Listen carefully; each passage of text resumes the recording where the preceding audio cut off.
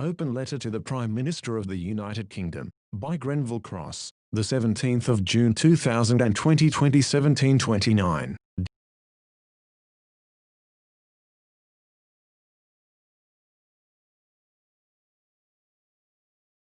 Dear Prime Minister, although a great admirer of your handling of Brexit, I was dismayed, like many other Hong Kong residents, by your comments on June 3 about the situation here, which say your advisers have led you up the garden path. Indeed, in its latest 6-monthly Hong Kong report, the Foreign Office makes the extraordinary claim that the proposed national security law is in direct conflict with both Article 23 of Hong Kong's Basic Law, and with China's obligations under the Sino-British Joint Declaration. Although untrue on both counts, it reflects the shoddiness of the entire report, the least balanced of the 46 to have been issued since 1997. You are, of course, right to say that China has invested heavily in one country, two systems, and, if Hong Kong succeeds, this benefits the entire country. However, fundamental to that success is the rule of law, stability and national security, and it is these which have been endangered since last summer. As you may agree, no country would sit back and do nothing when,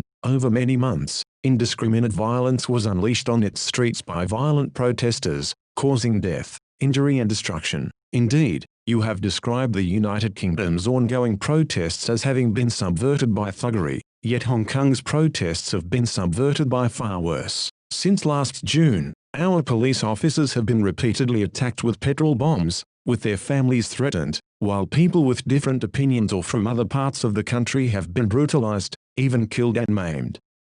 Our courts, including the Court of Final Appeal, have been firebombed, while banks, businesses, and restaurants have been torched, with many people losing their jobs. After the Legislative Council, our Parliament, was wrecked by armed protesters on July 1, the repair bill came to about $50 million, $6.45 million.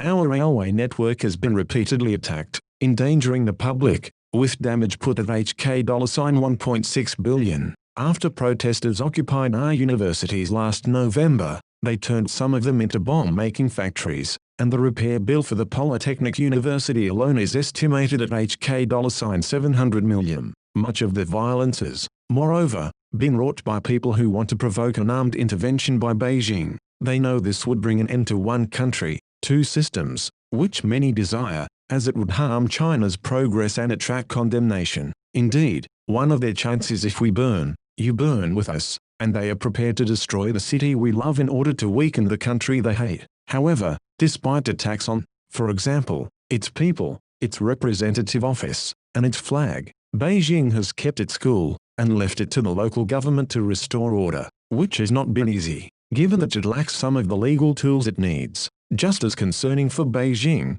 however, has been the rise of violent secessionism. As you may recall, the Sino-British Joint Declaration of 1984 contained China's commitment to upholding national unity and territorial integrity, and this is now incorporated into the Basic Law. The separatists, moreover, are now using Hong Kong as a base to try to secure Hong Kong independence, and they're being egged on by anti-China forces elsewhere. On May 19, for example, Republican Congressman Scott Perry introduced Resolution 6947 into the U.S. House of Representatives, and this authorizes the U.S. President to treat Hong Kong as a separate, independent country, and such initiatives are by no means uncommon. As a historian, you will recall how China was carved up by the European powers in the 19th century, and nobody should underestimate its determination to prevent such humiliations ever recurring. Although there has been a lull in the violence because of COVID-19, it could resume at any time, and Hong Kong must prepare itself, particularly as its anti-terrorism laws,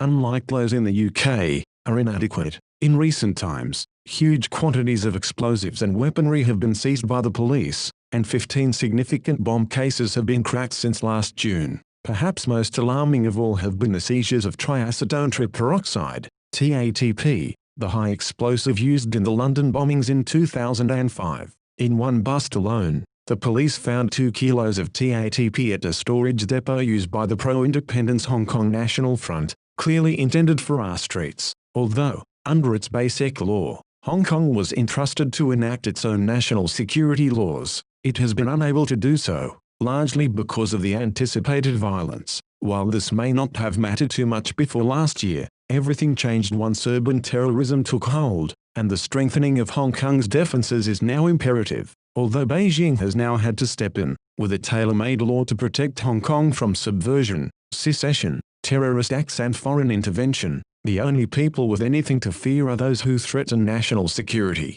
including those who collude with foreign powers to harm our city, something you would never tolerate in the UK. You may, however, be assured that the broad mass of law-abiding people will be unaffected. Many businesses, including HSBC, Jardine Matheson and Standard Chartered, as well as leading hoteliers, like the Marriott Group, have welcomed the proposal, as it will curb terror-type activities, restore a peaceful environment, and create jobs. The International Covenant on Civil and Political Rights applies in Hong Kong, and our people will continue to take full advantage of the rights it guarantees, with their way of life being underpinned by an independent judiciary and a world-class legal system. Whatever the scaremongers may have told you, the national security law is designed to protect one country, two systems, which the fanatics are trying so hard to destroy, and this is therefore no longer simply an internal public order issue for the Hong Kong government. After all, nobody has any right to destabilize the country, or commit crimes against it.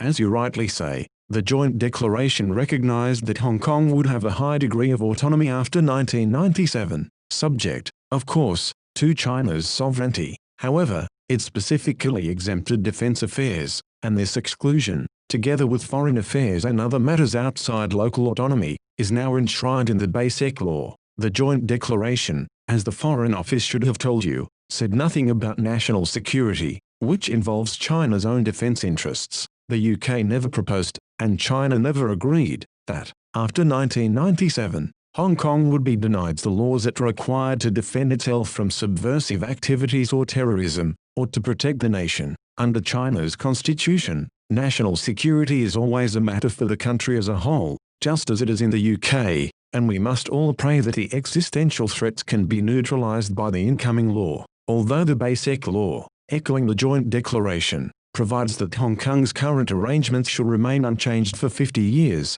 you must keep in mind that, once the safety of one country, two systems has been ensured, it should be possible to continue it after 2047. You, I believe, sincere in your wish to work with China on trade and other things, and this will become even more important after the UK transitions out of the EU, on December 31st. It would, however, be a great pity if what promises to be a dynamic relationship were to be imperiled because of fundamental misconceptions about Hong Kong's situation. Although I look forward, in due course, to explaining things to you personally, we must expect the Foreign Office, which has sold you a pup, to try to block the meeting, so be prepared. Yours sincerely, I. Grenville Cross, Senior Counsel and Professor of Law, June 15, 2020, RT Hon Boris Johnson MP, 10 Downing Street, London SW1, England, United Kingdom.